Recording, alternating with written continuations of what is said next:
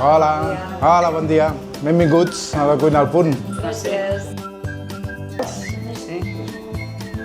Per mi, fer país és parlar la meva llengua i cuidar-la i intentar que la gent l'estimi també. A través dels tallers és una manera d'enriquir més la llengua.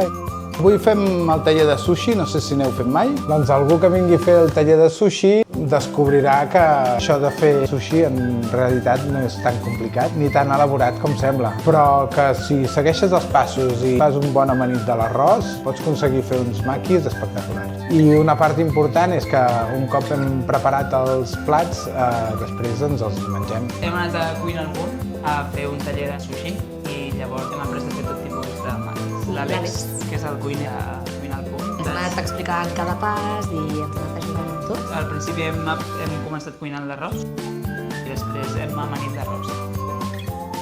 I després ja hem fet la segona part, que és ja posar-ho damunt de l'alga nori, el farcit, no? Doncs salmó, el bocat, després enrotllar-ho tot i ja apanem. A mi m'agrada saber com es prepara l'arròs, també veure que no és tan complicat com semblava i també m'ha semblat molt divertit el moment de fer els xorrets embolicant i després tallant-ho. I menjar-lo també ha sigut Sí. una part molt interessant. Molt bons, ha quedat boníssim, sí.